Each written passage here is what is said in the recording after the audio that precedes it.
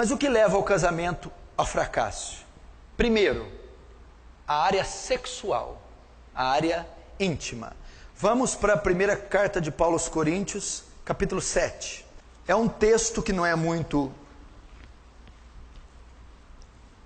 explorado, nem pregado nos púlpitos, por medo, vergonha ou receio, mas é tão bíblico quanto a soteriologia. Eu estou dizendo de princípios que pode levar o casamento ao fracasso. O primeiro deles é a área sexual. 1 Coríntios 7, no versículo 3. O marido conceda à esposa o que lhe é devido, e também semelhantemente a esposa ao seu marido. Na sua tradução tal, o marido paga a devida benevolência à esposa, e a esposa paga a devida benevolência ao marido.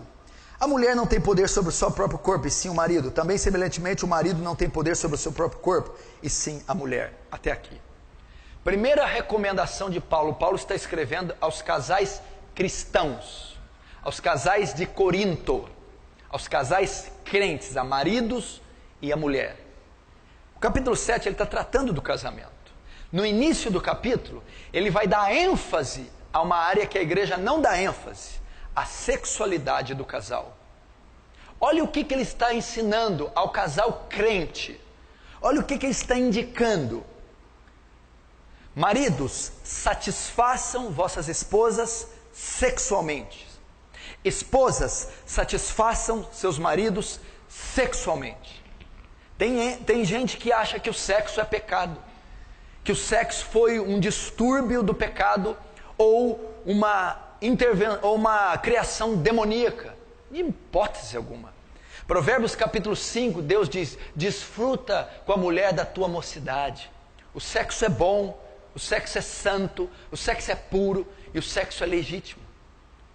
E ele está dizendo aqui, ele está ordenando, ele não só diz que o sexo é puro e legítimo, como ele ordena a prática dele. Paulo está dizendo: maridos e mulheres tenham relações sexuais regulares. É o que Paulo está ensinando aqui. Marido e mulher tenham relações sexuais regulares. E ele vai mais. Mulher, o seu dever na relação não é satisfazer você, e sim seu marido. Mulheres, satisfaçam seu marido sexualmente. Maridos, o seu dever na relação não é se satisfazer, e sim satisfazer a sua esposa. Marido, satisfaça sexualmente a sua esposa. Ele está ordenando isso. Ele está ordenando isso. E ele vai mais. Existe muito jogo nessa relação. Por exemplo, o homem tem mais, é natural, inerente da natureza do homem, o sentimento de posse, de domínio. Geralmente o homem tem mais interesse pela relação.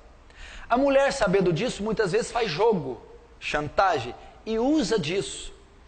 Geralmente ela que determina quando isso ocorre. Né? Não quero, não quero, e o homem não tem o que querer. A Bíblia quebra isso, ela diz assim para você, mulher: você não tem poder sobre o seu corpo, e tem o marido. Marido, você não tem poder sobre o seu corpo, e tem a mulher. Ele está querendo dizer que não pode ser rejeitada uma das partes quando há o interesse. Que o seu corpo, ou seja, a opção de satisfazer ou não pertence a você, e sim ao marido ou à esposa. Então é pecado fazer esse tipo de chantagem, esse tipo de jogo. Isso não pode ocorrer em hipótese alguma. Você não determina isso.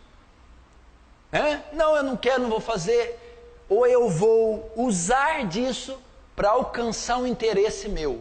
Muitas mulheres fazem isso, alguns homens também. Pecado. Isso não pode ser feito. Isso é pecado. E quando isso ocorre, já começa o fracasso do casamento. Vamos mais para você ver. Olha lá. É a parte mais séria. Verso 5. 1 Coríntios 7, 5.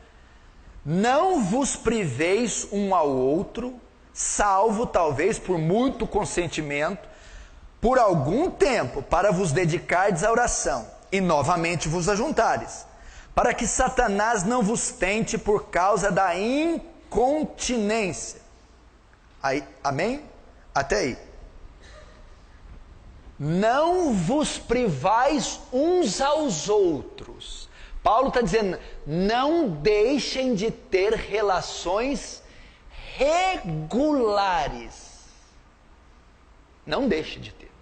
Paulo está dizendo que um casal, enquanto está em atividade, 50 até 60 anos, não sei até quando o corpo biológico, fisiologicamente for permitido, não pode, hipótese alguma, deixar de ter relações regulares. Não pode haver. Se o casal tem 80 e 88 ou tem 85, não tem mais condição. Mas enquanto está em atividade hormonal, não pode deixar de ter relação regular. Só pode um caso aqui. Primeiro, mútuo consentimento. Os dois têm que concordar. Se uma parte não concordar, não pode. Olha, essa semana eu não quero fazer. Eu não concordo. Não pode. Primeiro, tem que ter mútuo consentimento. Segundo, só por uma causa, para dedicar jejum e oração. Ah, porque eu estou cansada. Não pode. Ah, porque eu estou estressada. Não pode. Para que você quer ficar um tempo? Para me dedicar a jejum e oração por uma causa. Ah, não, eu concordo. Você concorda? Concordo. Para dedicar a oração? Tudo bem. Se não for para isso, e ambas as partes não concordar, pecado. Não pode. Aí se eu fizer, por que Paulo ordena ter relação íntima regular? Para que Satanás não tente uma das partes. Sabe por que tem um monte de marido casado que viciado em pornografia? Porque a mulher não satisfaz ele. Porque a mulher não permite que ele tenha relação sexual regular. Então Satanás tenta ele pela abstinência. Ele é tentado. Porque a Bíblia diz assim, ao solteiro digo, eu, mas não Senhor, que fique como está.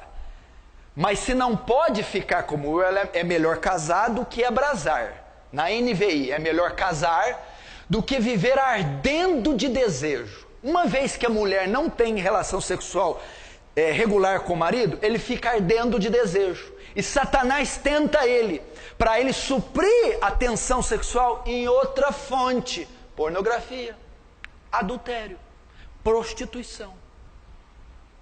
Muitos casamentos vêm ao fracasso por causa dessa área negligenciada. Olha quanto princípio eu ensinei aqui.